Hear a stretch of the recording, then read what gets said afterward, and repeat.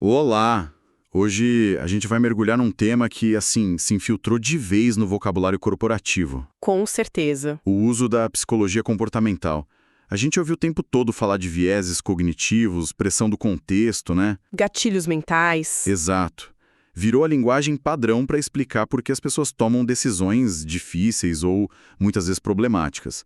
Mas o que acontece quando essa explicação, que soa tão técnica, tão neutra, começa a tomar o lugar do julgamento ético? Para investigar essa fronteira, que é bem perigosa, a nossa fonte principal é um texto do filósofo Chico, que é especialista em ética. E o título já é uma provocação. Psicologia comportamental não é ética. É bem direto. Nossa missão aqui é desvendar o argumento central dele.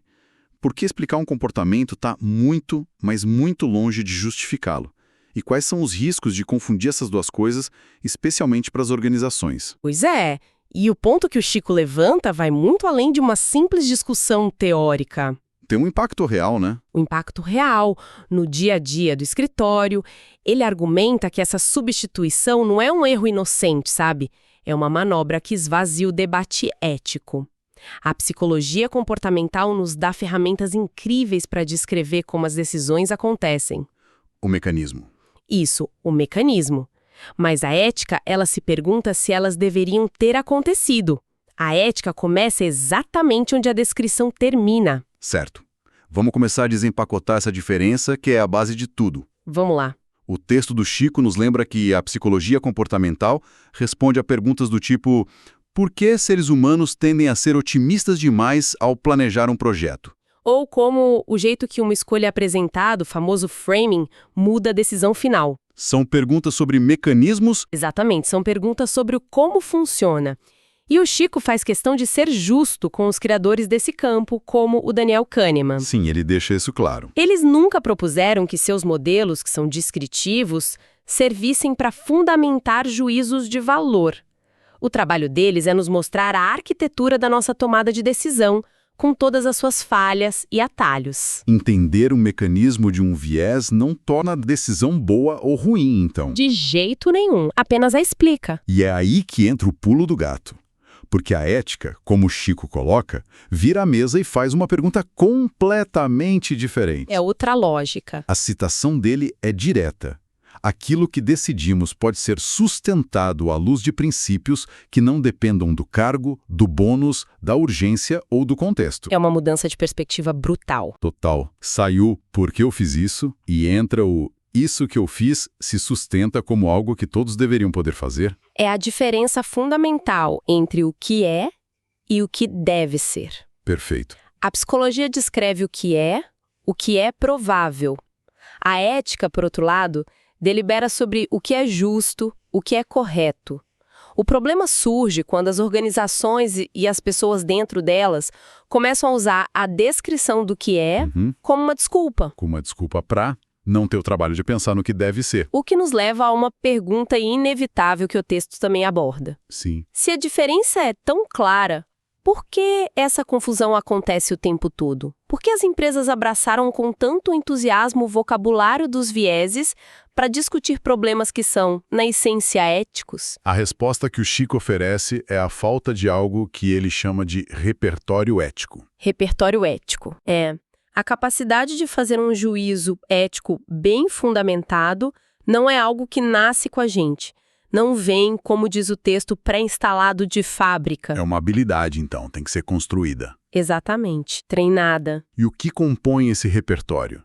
Que tipo de ferramentas uma pessoa precisa ter para não cair nessa armadilha? O texto detalha alguns componentes essenciais. Primeiro, um repertório conceitual. Entender a diferença entre moral, ética, legalidade. O básico, né? O básico, saber o que é um princípio, uma regra. Segundo, e talvez o mais importante, o treino deliberativo. Que seria? A prática constante de analisar dilemas, de pensar sobre as consequências das ações, de argumentar. Também menciona a capacidade de abstração, que é sair do meu problema aqui agora para pensar em termos mais universais. Entendi. E a lista continua, certo? Sim. Ele destaca a importância de saber distinguir entre um princípio, que deveria ser universal, e uma regra, que é contextual.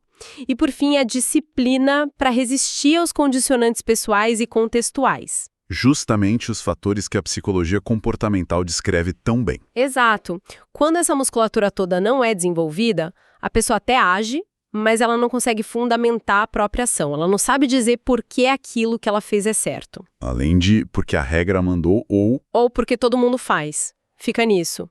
E nesse vácuo, nesse espaço deixado pela falta de repertório ético, a psicologia comportamental se apresenta como a solução perfeita. É quase sedutor.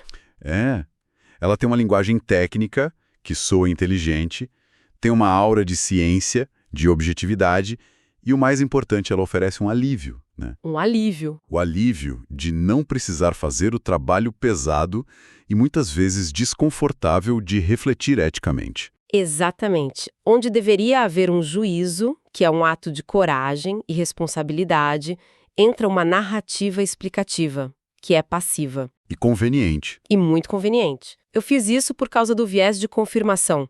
Fim da história. A explicação se torna uma espécie de absolvição. E essa troca, como o Chico demonstra, tem consequências bem concretas no Oriente de Cabalho. Essa parte do texto é muito poderosa, porque ele sai da teoria e mostra como essa confusão opera na prática. O primeiro exemplo que ele usa é o das metas agressivas. Ah, sim. A gente consegue visualizar a cena. Uma equipe de vendas que ultrapassa todos os limites éticos para bater a meta do mês. Sim, e quando o problema estoura, a conversa é sempre enquadrada em termos psicológicos. Sempre. Perder o bônus. O instinto de sobrevivência no ambiente competitivo. Isso. E o mais interessante é que, ao usar essa linguagem, a discussão morre ali. Todos concordam que a pressão era alta, que os incentivos eram fortes, e a análise para por aí. Isso é sutil porque parece que a empresa está sendo compreensiva com o funcionário, quando na verdade está protegendo um sistema problemático. Exato. A compreensão vira uma ferramenta para evitar a responsabilidade institucional. Perfeito. A explicação sobre o comportamento do indivíduo serve para não fazer a pergunta ética fundamental, que, segundo Chico, seria: uma meta que só pode ser cumprida por meios distorcidos pode ser sustentada como uma regra válida para a organização. A psicologia explica o vendedor para não ter que julgar a validade da meta imposta pela diretoria. Essa lógica de proteger o sistema se aplica de forma ainda mais perversa quando a gente fala de gestão, né? O texto traz o exemplo clássico da liderança tóxica. Aquele gestor que tem práticas abusivas, assedia a equipe, mas entrega resultado. Exatamente esse. E a organização, para lidar com essa contradição, recorre de novo ao arsenal da psicologia. Como? O gestor é diagnosticado com um perfil controlador, talvez uma insegurança que ele compensa com agressividade ou dificuldade de empatia. O comportamento dele é medicalizado, vira um caso clínico. Isso. E com isso, o problema vira uma questão de desenvolvimento individual. Manda um gestor para um coaching. Para desenvolver soft skills. E enquanto isso acontece, a questão de fundo é completamente ignorada. E a questão de fundo é puramente ética. Puramente. O texto a formula assim: resultados obtidos à custa da dignidade de outras pessoas podem ser aceitos como um meio legítimo. Uma pergunta que nunca é feita. Nunca. Ao explicar o líder, a empresa se isenta de julgar o sistema que não só tolera, mas muitas vezes recompensa esse tipo de comportamento porque ele entrega resultado. O comportamento é categorizado para que o princípio não seja debatido. O terceiro exemplo que o Chico analisa é o do compliance, que foca demais no indivíduo.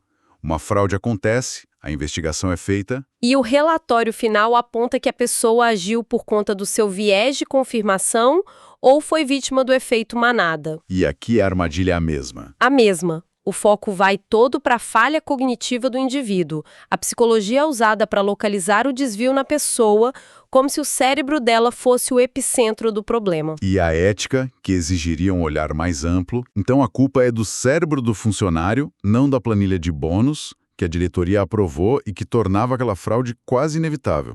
É isso. É exatamente essa a crítica. O indivíduo se torna o portador do viés, enquanto a estrutura que produziu e talvez até incentivou aquele comportamento permanece intocada. Como uma paisagem neutra. Inquestionável. O resultado, na maioria das vezes, é a punição daquele indivíduo, mas sem nenhum aprendizado ético real para a organização. E o sistema continua intacto. intacto, pronto para criar o próximo portador do viés. E isso se conecta com o que o Chico chama de álibi técnico das decisões automatizadas. Ah, sim. A justificativa que a gente ouve cada vez mais é que o algoritmo simplesmente reflete o comportamento médio humano. Exato. A explicação estatística vira um critério de legitimação moral.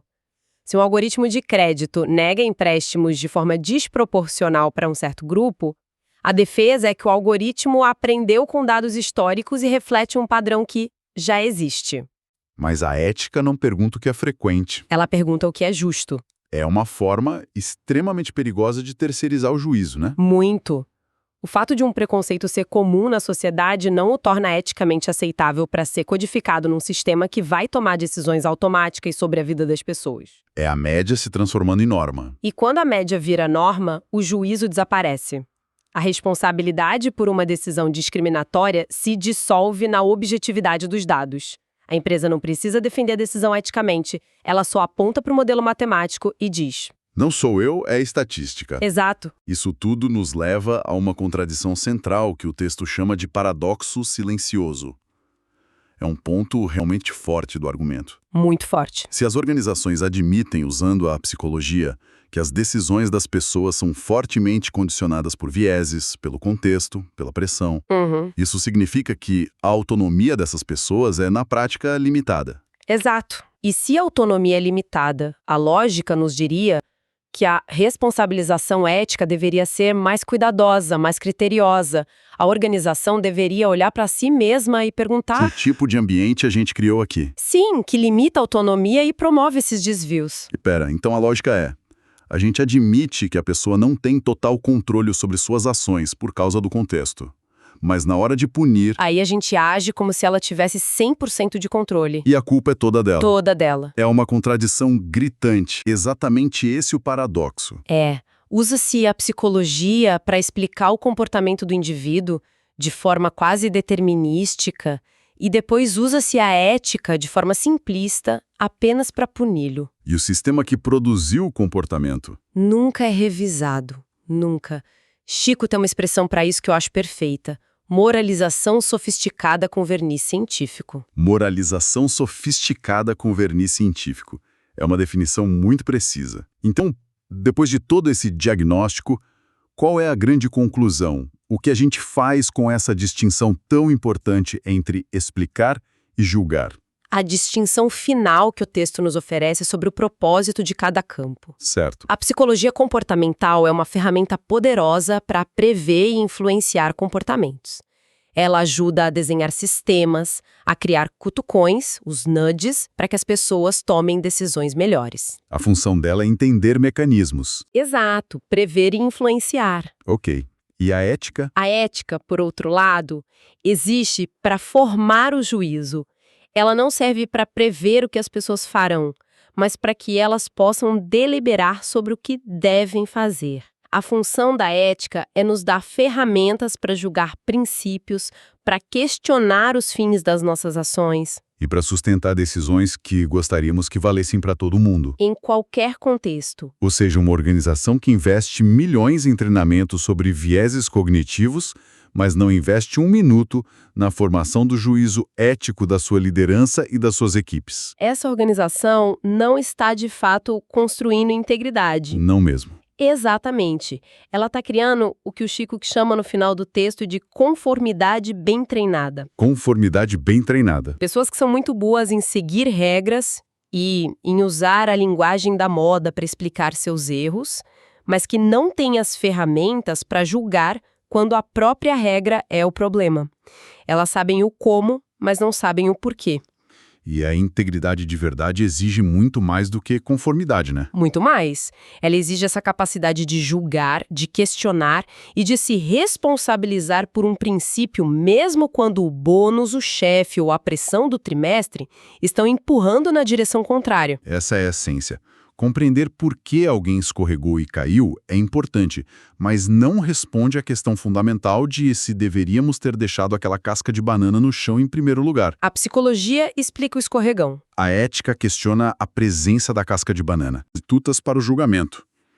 A ética começa quando a gente para de perguntar apenas o que explica o que aconteceu e volta a ter a coragem de perguntar o que se sustenta como certo.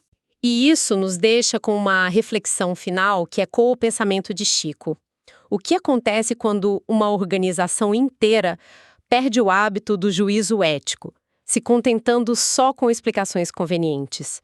Que tipo de decisões, antes inaceitáveis, começam a se tornar normais, não por serem corretas, mas simplesmente por serem fáceis de explicar com o jargão da vez? E como diz o Chico, estamos sim falando de ética e moral. Se você quer que o Chico comente sobre isso, é só pedir. Ele terá prazer em responder.